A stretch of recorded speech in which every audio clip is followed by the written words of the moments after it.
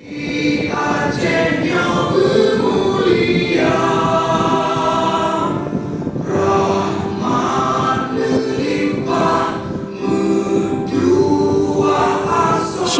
Sekda Aceh Azwardi melantik 7 pejabat eselon 2 jajaran pemerintah Aceh pada Selasa 21 Mei 2024 siang di Anjung Monmata, Banda Aceh. Mereka yang dilantik adalah Muhammad Iswanto SSTPMM dari sebelumnya Kepala Biro Administrasi Pimpinan Sekda Aceh, dilantik menjadi Kepala Dinas Penanaman Modal dan Pelayanan Terpadu Satu Pintu atau DPMPTSP Aceh. Lalu, Martunis STDEA yang sebelumnya Kepala Dinas Penanaman Modal dan Pelayanan Terpadu Satu Pintu atau DPMPTSP Aceh dilantik menjadi Kepala Dinas Pendidikan Aceh. Sementara Dr. Andes Al-Hudri MM dari Kepala Dinas Pendidikan Aceh menjadi staf ahli Gubernur Bidang Keistimewaan Aceh, Sumber Daya Manusia dan Hubungan Kerjasama.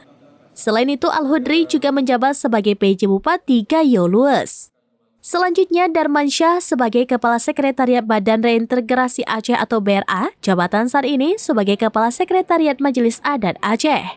Dr. Andes Syukri dari Kepala Sekretariat Badan Reintegrasi Aceh atau BRA dilantik sebagai Kepala Sekretariat Majelis Adat Aceh.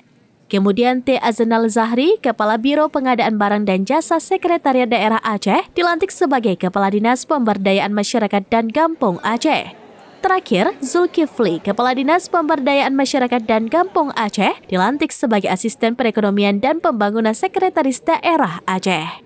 Dari Banda Aceh, Muhammad Nasir, serambinews.com.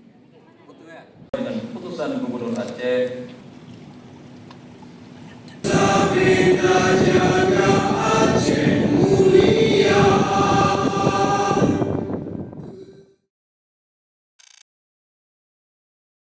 Download Tribun X sekarang, menghadirkan lokal menjadi Indonesia.